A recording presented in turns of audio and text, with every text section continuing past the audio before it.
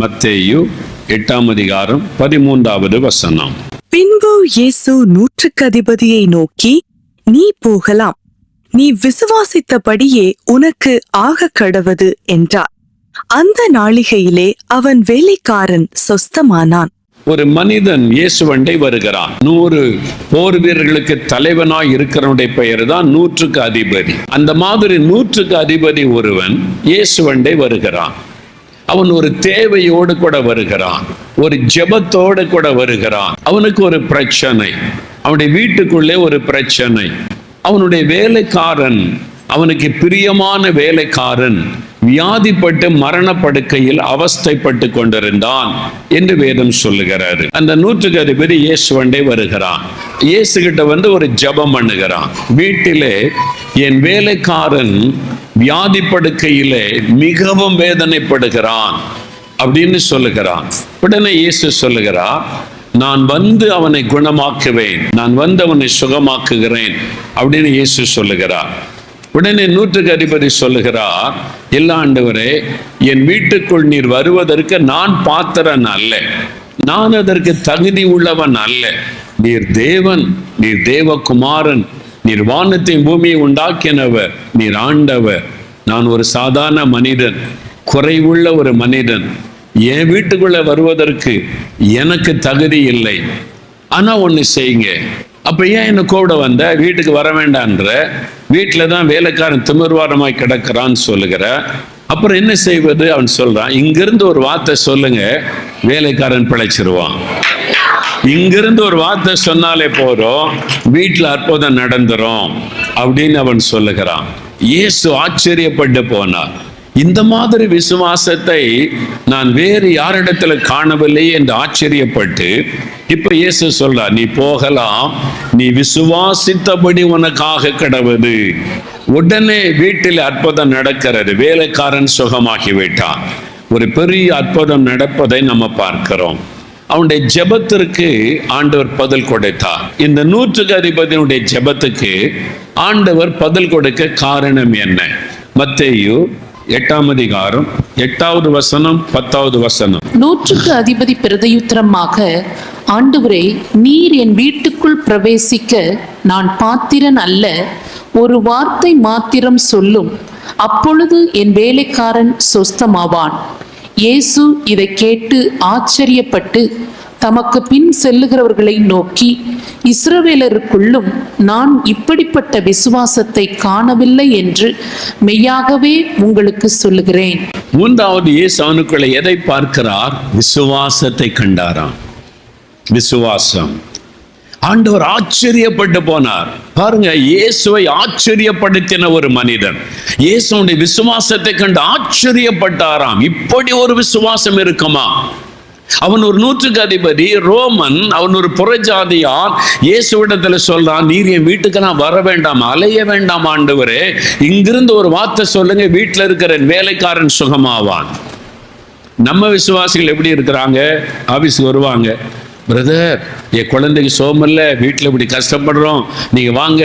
இல்லை, எனக்கு ரொம்ப பிஸியா இருக்குது, இங்கிருந்து ஒரு ஜெபம் பண்றேன், ஆண்டவர் அற்புதம் செய்வார்னா, அதெல்லாம் இல்லை. உங்க கால் எங்க வீட்டில் படணும், நீங்க வந்து அங்க தொடணும், நீங்க வந்தாதான் முடியும். ஆனா அவன் சொல்லுகிறான், இயேசு வருகிறேன்னு சொன்ன போது கூட இங்கிருந்து ஒரு வார்த்தை சொன்னா போது பிழைச்சிருவாங்க ஆண்டவரே. இங்க நான் ஜெபம் பண்றேன், வீட்டுல அற்புதம் நடக்குன்னா கூட நம்ம நம்ப மாட்டேங்கிறோம். ஆனா அவன் சொல்லுகிறான், ஒரு வார்த்தை சொல்லுங்க போறோம், அங்க அற்புதம் நடக்கும். நீங்க விசுவாசித்தால் தேவன் அப்படி செய்வதை நீங்க பார்க்க முடியும். ஒரு நாள் எங்க ஆபீஸ்ல உட்கார்ந்து கடிதங்களுக்கு நான் பதில் எழுதி கொண்டு இருந்தேன். நிறைய லெட்டர்ஸ் வாசித்து ஜெபம் பண்ணி அதுக்கு பதில் வசனங்களை குறிப்பிடுத்து எழுதி கொண்டு இருந்தேன். பிஸியா இருந்த போது எங்க ஜெபக்குழுவை சார்ந்த ஒரு சகோதரி அர்ஜென்டா ஓடி வந்தாங்க. சொன்னாங்க, அண்ணே, இது மாதிரி ஜெபக்குழுவை சார்ந்த அந்த சகோதரி வந்திருக்கிறாங்க, ஒரு அவசரமா ஜெபிக்கணும் வந்திருக்கிறாங்க, சரி வர சொல்லுங்கன்னா கடிதங்கள்லாம் வச்சு அதுக்கு பதில் எழுதுகிற காரியத்தை செஞ்சுக்கிட்டே இருக்கிறேன்.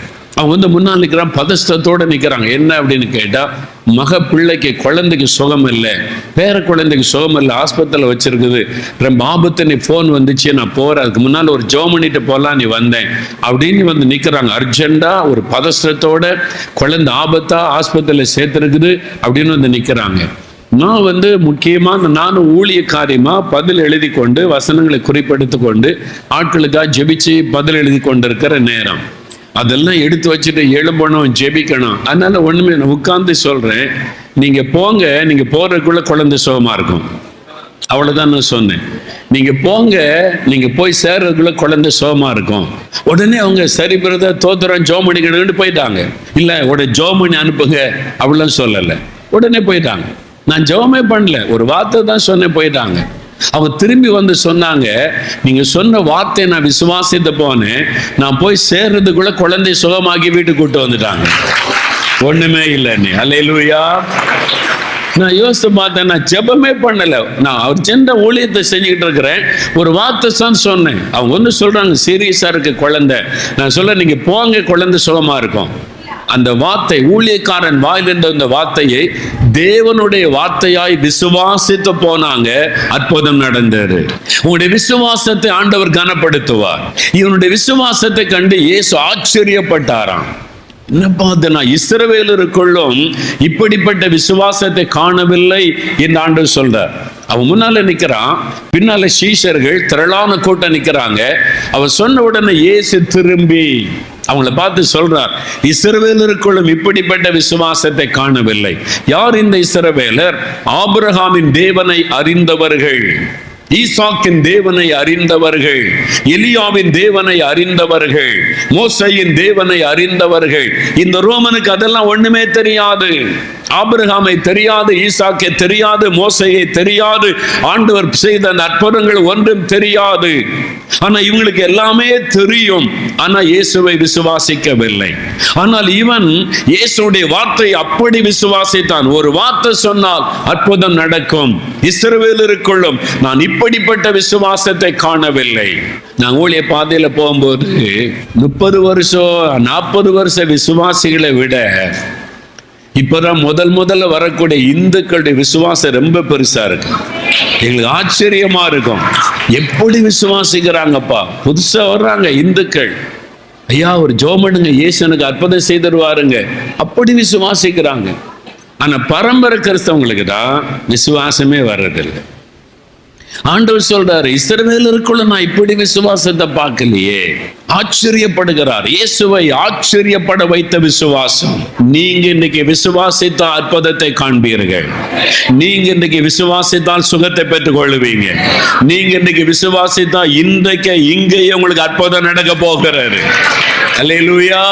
இன்னைக்கு உங்களுடைய பிரச்சனை என்ன? கேன்சரா, ஆஸ்துமாவா, ஆர்த்தரைட்டிஸா, கர்ப்பப்பை பாதிப்பா, எலும்பு நரம்பு மண்டல பாதிப்பா, வலிகளோடு வந்திருக்கிறீங்களா? நோயினால பாதிக்கப்பட்டு வந்திருக்கீங்களா?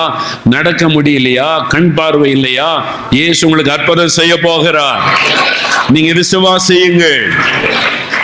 இயேசுடைய விசுவாசத்தை கண்டு அற்புதம் செய்கிறார். அப்ப அவரை நோக்கி கூப்பிடுகிறவர்களுக்கு அவர் பலன் அளிக்கிறவர். நான் ஜெபிச்சா எனக்கு பதில் தருவார் என்று விசுவாசிக்க வேண்டும். நான் ஜெபம் ஆண்டவர் கேட்பாரா அப்படி சொல்லவே கூடாது. ஒரு பிறவி குருடன் ரோட்ல உட்கார்ந்து இருக்கிறாங்க. பிறவி குருடங்க, எல்லாரும் சொல்றாங்க பேசாத குருடன், அமைதியாரு, சத்தம் போடாதன்றாங்க. ஆனா அவனுடைய சத்தத்தை கேட்ட உடனே இயேசு நின்றார். அவன் குருடன் தானே, பிச்சைக்காரன் தானே அப்படின்னு இயேசு போய் கொண்டிருக்கவில்லை. அவனு கூட கூட்டிட்டு வர சொல்லி, அவனுக்கு என்ன செய்யணும், என்ன கூப்பிட்டியே, உனக்கு என்ன வேணுப்பா அப்படின்னு கேட்டு அவனுக்கு கண் பார்வை கொடுத்தார். அப்ப நான் தகுதி இல்லை, நான் கூப்பிட்ட ஆண்டவர் பதில் தர மாட்டாரு அப்படின்னு நினைக்காதங்க. நீங்கள் கூப்பிட்டாலும் இயேசு பதில் தருவார். உங்க ஜெபத்துக்கு ஆண்டவர் பதில் தருவார். எத்தனை பேர் விசுவாசிக்கிறீங்க? அல்லேலூயா. முதல்ல நான் ஜெபிச்சா இயேசு அற்புதம் செய்வார். இல்லைங்க, நீங்க சொன்ன அன்பெல்லாம் என்கிட்ட இல்லையே, தாழ்மெல்லாம் என்கிட்ட இல்லையே, குறைவா இருக்கிறேன்னு இப்ப அதெல்லாம் அறிக்கையிட போறோம். ஆண்டவர் அதெல்லாம் மன்னிச்சு மறந்துடுவார். அல்லேலூயா. இந்த மன்னிச்சு நம்மளை பரிசுத்தப்படுத்தி நமக்கு அற்புதம் செய்வார்.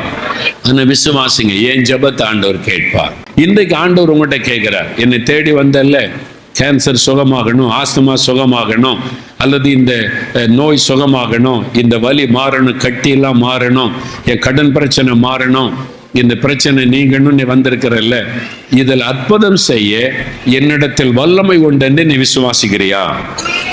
அல்லேலூயா. ஆண்டவர் கேள்விக்கு நீங்க பதில் சொல்ல, விசுவாசிக்கிறேன் ஆண்டவரே. அவர்கிட்ட அப்படி சொன்னாதான் ஆண்டவர் அற்புதம் செய்வார். சும்மா வாய் மூடிட்டு அதான் ஆண்டவருக்கு தெரியுமே. சிலர் ரொம்ப புத்திமான்களாம், நான் ஒன்றும் கேட்க மாட்டேன், ஆண்டவரை தந்தா தரட்டும் அப்படின்னு இப்படியே நிற்பாங்க. ஆண்டவர் பார்ப்பார், இவன் கூப்பிடுவானா, கூப்பிட்டு அற்புதம் செய்யலாமன்னு பார்ப்பார். கூப்பிடுறதே இல்லை, ஆண்டவர் அடுத்த ஆட்டு போயிடுவார். நீங்க கூப்பிடணும், நீங்க விசுவாசத்தை அறிக்கையிடணும். நான் விசுவாசிக்கிறேன் ஆண்டவரே, எனக்கு சுகம் தருவீர், எனக்கு அற்புதம் நடக்கும், நான் விசுவாசிக்கிறேன் சொல்லும் போது ஆண்டவர் அதை கனப்படுத்துவார். பாருங்க, ஆண்டவர் உடனே அற்புதம் செய்தார். இவருடைய விசுவாசத்தை கண்டு என்ன சொல்றாரு, நீ போகலாம். 13ஆம் வசனத்துல, நீ போகலாம், நீ விசுவாசித்தபடி உனக்காக கடவுள். அந்த நாளிகையிலே அவனுடைய வேலைக்காரன் சுகமானான். இயேசுடைய வாயிலிருந்து புறப்படுகிற ஒரு சின்ன வார்த்தை போதும் அற்புதம் நடப்பதற்கு. ஒரு வார்த்தை தான் சொல்ற, நீ போ, அவன் சுகமாயிருப்பான், உன் விசுவாசத்தின்படி கடவுள். இன்றைக்கு நீங்க விசுவாசித்தா, நீங்க விசுவாசித்தபடி அற்புதம் நடக்கும். நீங்க விசுவாசிக்கிறீங்களா? அப்படி இல்லைன்னா ஆண்டவர்கிட்ட சொல்லுங்க, அவிசுவாசத்தை மன்னிங்க, நான் விசுவாசிக்கிறேன், உங்களோட அற்புதத்தை வரலமே நான் விசுவாசிக்கிறேன் ஆண்டவர்ன்னு சொல்லுங்க. கட்டாயம் உடனே ஆண்டவர் அற்புதம் செய்வார். இப்ப ஜெபிக்கலாமா? விசுவாசத்தோட சுகத்துக்காக, விடுதலைக்காக, ஆசீர்வாதத்துக்காக ஜெபிக்க போறோம். வியாதி உள்ளங்க வியாதி உள்ள இடத்துல கை வைங்க. உங்க வீட்டில் யாராவது வியாதிப்பட்டிருந்தாங்க மேலே கை வைங்க. இப்போ ஆண்டோடைய வல்லமை பாய்ந்து வரும். வியாதி படுக்கைகள் மாறும், கட்டுகள் அறுக்கப்படும், அசுத்த ஆவிகள் விலகி போகும். இன்று முதல் ஆசீர்வதிக்கப்படுவீங்க. கரம் வைத்து ஜெபம் பண்ணுங்க, ஜெபம் பண்ணுங்க. வாய் திறந்து, இயேசுவே என்னை தொடும், என்னை தாழ்த்துகிறேன், நீர் தொட்டு குணமாக்குன்னு ஜெபம் பண்ணுங்க. தகப்பனே, யார் யார் விசுவாசத்தோடு இயேசுவே சுகம் தாரும், விடுதலை தாரும், ஆசீர்வதியும் என்று ஜெபிக்கிறார்களோ, நீர் இவர்களுக்காக சிலுவையிலே மரித்ததை நினைத்தருளும். இப்பொழுது உம்முடைய தழும்புள்ள கரம் அவளை தொடட்டும், சகல வியாதிகளும் விலகட்டும் இயேசு கிறிஸ்துவின் நாமத்தில். இந்த வியாதி படுக்கைகள் மாறட்டும் இயேசுவின் நாமத்தில். நடக்க முடியாதவர்கள் நடப்பார்களாக. எலும்புகளில் வல்லமை இறங்குவதாக, நரம்புகளில் உம்முடைய வல்லமை இறங்குவதாக. அற்புதமான சுகம் இன்றைக்கு இயேசு கிறிஸ்துவின் நாமத்தில் அவளுக்கு உண்டாகட்டும். காரியங்களை நீர் வாய்க்க பண்ணுகிற தேவன், இயேசு கிறிஸ்துவின் நாமத்தில் அவளுக்கு காரியங்கள் வாய்க்கட்டும், ஜெயம் உண்டாகட்டும். அவள் ஜெபிக்கிற காரியத்தில் ஒரு அற்புதத்தை செய்து மகிழ பண்ணும். இயேசு கிறிஸ்துவின் நாமத்தில் ஜெபிக்கிறோம் பிதாவே. ஆமேன், ஆமேன்.